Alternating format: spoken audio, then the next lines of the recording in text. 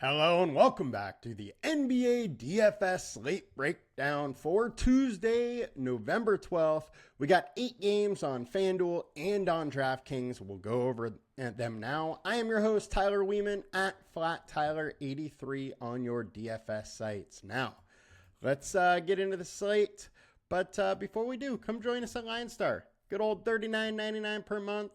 Gets you access to everything we do, the props, the DFS, best ball. You get it all for one low price. Now, let's jump into this good old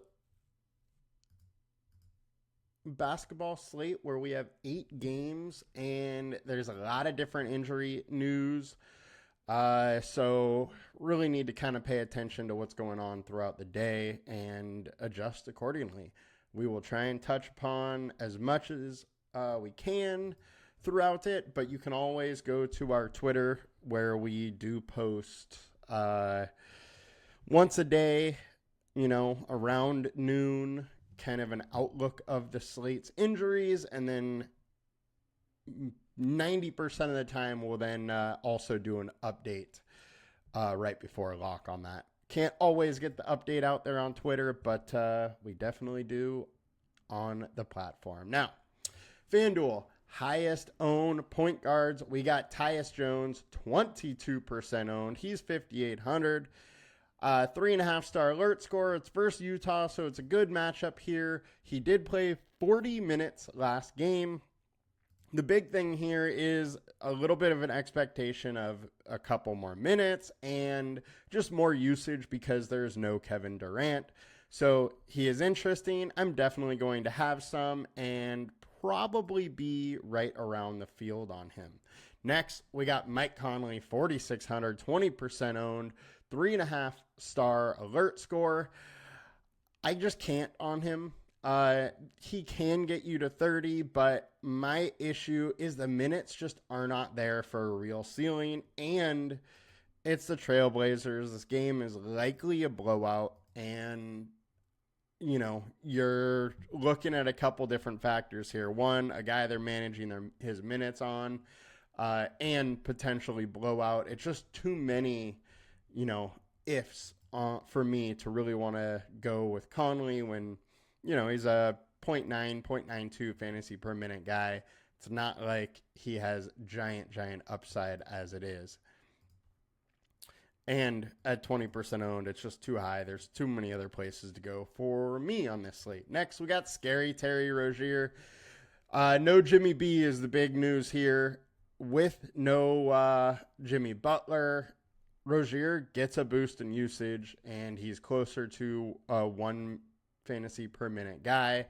Also likely plays solid amount of minutes, 32 to 34 minutes, and he has a ceiling. He's only 5,900. We've seen when he's able to, get a lot of usage, his ceiling is, that's when he's able to get those 50s and whatnot. So I think it's interesting. I don't think 50 is really a realistic outcome for him today, but mid-40s absolutely possible versus Detroit. I don't mind going here whatsoever. Scoot Henderson, 4,900s, popping up a little bit, and I kind of get it. He's averaging 26 minutes a game. He's at 4,900, but, we've seen 2 games where he's hit 30-plus all year, and those were also in games where he got 28 minutes, and lately he's been more in that 18 to 25, partially because they've been in a ton of blowouts.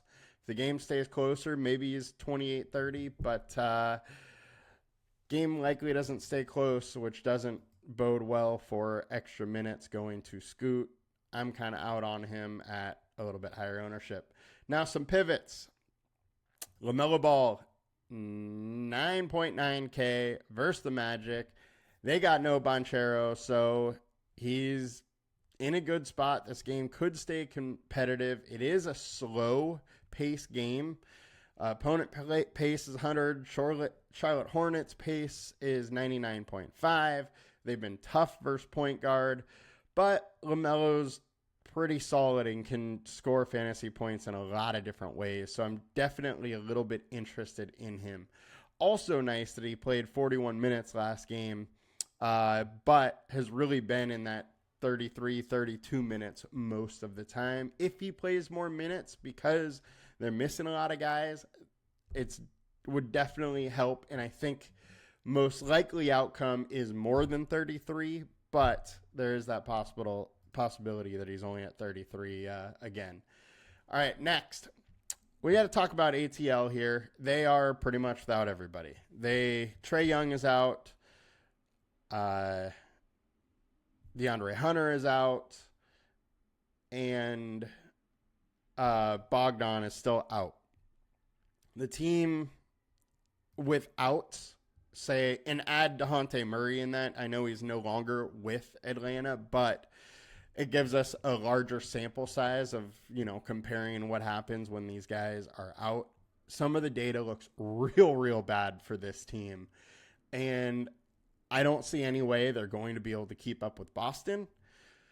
So it's kind of hard to want to play a bunch of Atlanta. But this is, we're playing it against everybody else. And everybody else also probably thinks Atlanta has no shot.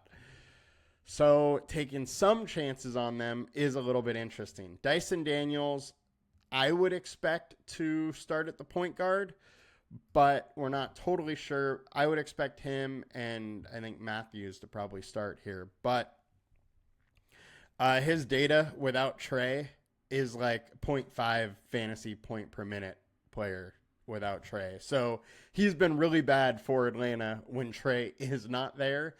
So that's a little scary. However, that sample size is super small.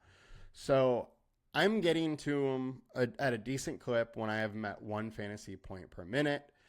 Now, it's all about how many minutes does he play. Hard to really know. I would expect if the game stays somewhat competitive, he's in that 37, 38 range. And at that point, he's an okay value at his price. But his price is super high. If he does not get those minutes, it's probably going to look bad. Or if he really just can't be the kind of focal point of the offense and running the offense. I mean, it's pretty much him and Jalen Johnson that are going to be running the show. So, Keaton Mitchell, Wallace, I think is interesting in this spot. My guess is he comes off the bench. We've seen him only playing 15 minutes a game or so, but at least he's at 0.81 fantasy point per minute. If he gets backup minutes and then blowout run, he's in a very interesting spot to score very well. I mean, we saw this 30 against Boston where they lost by 30, but he played 21 minutes. Now, without Trae, that 21 could easily be more like 28 minutes, and he has a chance to really break the slate, and he's an interesting one to consider. My guess is he's not starting, and so with that, he probably stays low owned, but I think it's an interesting kind of piece to play, but we really need to wait till starting lineups come out to fully know. On to DraftKings, Devin Booker, highest owned point guard, 8,800, 30% owned, 4-star alert score. He's going to have a ton of usage today with out KD. Went for 54 and 46 against them last year. And I like the spot for him. Can't really complain about it whatsoever.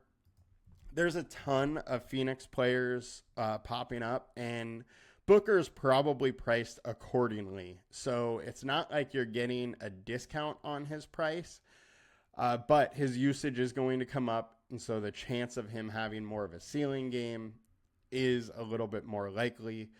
But, I mean, it's tough to say, but he might be the fade that I have on Phoenix. Even though I'm still going to play a ton, I'm just 30% is pretty high ownership, especially when I really think he's going to be more like 40, 50% owned. Wallace, we just talked about, I'm definitely in. He's 800 cheaper on DK, so it makes even more sense here. Tyus Jones, I'm interested. Mike Conley, we talked about. D'Anthony Melton joined the starting lineup last game. If he's back there, very, very interested. I wouldn't expect 27 minutes, but if he's at 25, 26, it still makes some sense to want to go there. On to shooting guard on DraftKings. We got Devin Booker. We got Bradley Beal. Bradley Beal's only 6,900 and makes me very interested to want to go there. Without KD, he jumps to over a fantasy point per minute guy, and he should get, his fill of minutes. Last couple games, 36 and 38. I would expect him in that range if the game stays close. And, it's Utah. They're not great, but they tend to be a little sneaky at times, keeping games close for a little bit. So definitely a little interested in Beal. And I kind of prefer him over Booker. He does not have the ceiling that Booker does. He's not going to go for 60. But I think his chance for 40 plus or 6x is just higher than it is for Booker's. Anthony Edwards, 25% owned, 8,700. My issue here is I just can't see a ceiling game in a spot where he's likely to just absolutely blow them out. They played 30 minutes and went for 53 last game, but he hit 9 threes to do that. I do not expect him to hit 9 threes again. 5, 6, sure, but you lose a couple threes and you're at mid 40s, and that's kind of how I expect this one to play out. I don't expect him to get to 38 minutes. I expect him to be more around 30 in a blowout, and hard to really want to play Edwards in that spot. Now, if Portland is able to keep this close and Ant is playing, his full allotment of minutes, he starts to look super, super interesting. So it is a scenario where if I'm playing Ant, I'm probably trying to push a Blazer into my lineup also, because likely they stay in the game a little bit, and that's the only way this really hits. And if they stay in the game, somebody's going to be doing something on Portland's side. Next, Scary Terry. 17% owned. We talked about him. We're interested. Grayson Allen, 4,100. All right, so he played 27 minutes last game. Without KD, I don't expect him to start. I still expect him to come off the bench, but I think minutes are a little more secure, and I think we can see 24, 26 minutes. And if that's the case, at 4,100, he's interesting. He's got 25 and 27 twice this year in 19 and 19 minutes.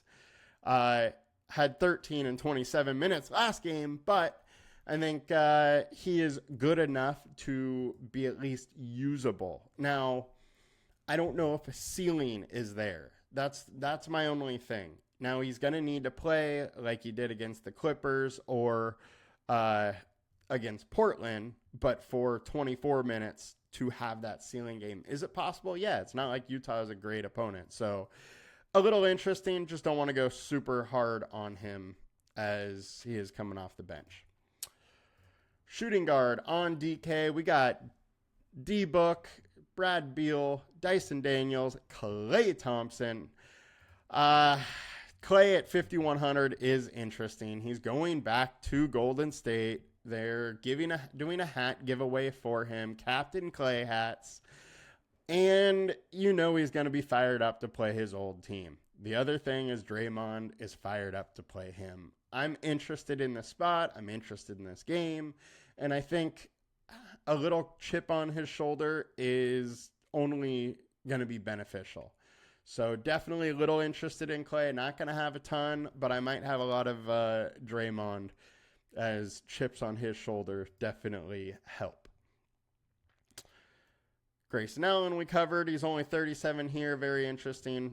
And Melton, 47 or 4,200 is also interesting. Garrison Matthews, 3,700 over here. I did mention that I think there's a chance he starts. And if he does, I find it very interesting at 3,700. They're going to get blown out, but he's going to have a green light to fire that shot up. So definitely a bit interesting for me. Small forward on FanDuel. D-Book, Brad Beal, Anthony Edwards. We talked about them all, but we do got to talk about Jalen Johnson. 8,600, 17% owned. This game is just a tough one to really kind of understand the dynamics of. Look, he's going to play, if the game stays close, gets into the fourth being close, he's playing 38 plus minutes. He's also going to have the ball a ton. He's a 1.2 fantasy per minute guy. So there's definitely paths to his success. But the defense also could just totally key in on him. And they have good wing defenders. So it's not a great spot. He only put up 36 versus them earlier in the year. He did, however, go for 50 versus them last season. So a little bit of success there. I think he is priced pretty high here. Without Trey, I really question if I want to get too much of him, but there's such a path to a ceiling that I got to get a little bit. Gray Allen, we talked about. Franz Wagner, 8,200. Look, 44, 46, and 41. He's at 8,200. He's in a good matchup versus the Charlotte. I am absolutely fine going back versus the Hornets, who just aren't that great, giving up 29 overall fantasy points to the small forward spot. I'm in for some Franz. And over on to DK, Brad Beal, Ryan Dunn. It is a ton of Suns popping up today, ton of Hawks. Ryan Dunn's in another spot where it's just a value spot. He started last game, went 21 minutes. Didn't quite get there, but his other start, he went 34 minutes and did get there. I don't think he's going to play a ton of minutes, but he's probably going to start playing 22, 23, and he's 3,500. So I see the path, but I don't think you need to play him. I think there's plenty of other value on the slate to go with. Dyson Daniels, Clay, talked about both of them. Getting over to power forward on FanDuel, Giannis. There's no Dame Lillard, no Middleton. It makes all the sense in the world to want to go to Giannis. It is his show again. And last game, he went for 43 points, 13 rebounds, and 5 assists. 39 minutes. I mean, he does that, and you're going to need to have him. He's had good games versus Toronto in the past. Definitely interested in some Giannis. 7,300 for Julius Randle. Look, he's not priced that high, and he's lived in, the high 30s, low 40s, which is great for a cash game. I think he's going to be very consistent for the rest of the year. I just worry about a ceiling in this matchup where Portland's likely to get blown out. Now, if the game stays close, with his price, he does start to look pretty interesting, but we're going to need him to get to, 36, 38 minutes to really pay it off. He's only 1.06 fantasy point per minute this season, so not playing as well as years prior for fantasy scoring. Johnson we covered, Franz we covered, Draymond Green, 5,600. I like this spot for Draymond. I'm going to get some of them. We know he plays better with chips on his shoulder, and he's going to have that. One issue is his minutes are all over the place. If he gets 28, 30 minutes, I expect him to do well and I'll probably have a decent amount of him. I'm very interested in him and in this game today. Power forward, Giannis, Dunn, Jalen Johnson, Julius Randle, John Collins. We should talk about him for sure. 6,300. I would expect him to start. Walker Kessler is out, and he has a big ceiling when he's at center. So he's been a 1.3 fantasy per minute guy off the bench so far this year. I would expect that to go down a little bit, maybe 1.15, 1.2-ish as a starter with more usage guys around him, but he should get a couple extra minutes. I think that 27, 28 minute range is probably where he ends up, and he's definitely good enough to make some waves at 6,300. And if you're going to play a lot of Suns, it makes sense to want to have that game stay a little close to pull in a Utah guy as well. All right, center on FanDuel, we have Bam Adebayo, 30% owned. There's no Jimmy B. He gets the biggest bump without Jimmy B. and he started playing well. He had 3 50-point games, 40, 36. Definitely fine going versus him in this matchup versus Detroit. There's a chance that Jalen Duren is out also. He left the game, last week sometime. Hurt his ankle. Unsure if he's going to be back today. He's technically questionable right now. But that inside gets a lot softer without him, and Bam can definitely do some work. And the offense tends to run through him a little bit more. So definitely interested in some Bam. Don't love super chalky Bam, but interested. Brook Lopez gets a big bump up without Lillard. Interested to go here, but if he gets super chalky, I may go elsewhere. At least there is a 40-point upside, though, and he's at 5,200. So I am intrigued for sure. Kevin Love, I don't think gets the minutes. He only played 13 last game. Maybe he gets 15, 16, but I just can't get a ceiling out of him in that. Yusuf Nurkic, 6,100. Without KD, I would expect him to play some more minutes. He got hurt, only played 15 minutes last game. If he plays, I am super intrigued. He's been playing well. They've been giving him a little more minutes, 28, 33, and 34 in those 3 before last game where he left early. And without KD, I would expect the minutes to be a little bit more secure, and Utah's not great inside. So there's definitely paths to his success at 6,100, and having that, 50-point ceiling is very nice. So a little bit intrigued on him. Draymond Green, we have talked about, and getting over to center on DraftKings. We got Giannis, we got Bam, we got Julius Randle, we got Cat, 8,700. Versus the Sixers, I'm still absolutely fine going to Cat. You're going to give me 2 mid-60-point games in a period of like 10 games, and you're only 8,700. I'm absolutely fine going back to him at these prices. All right, guys, that will do it for us today. Hope you found it informative and useful, and we will be back tomorrow. Good luck. Let's make some money. Please like, comment, and subscribe. Peace.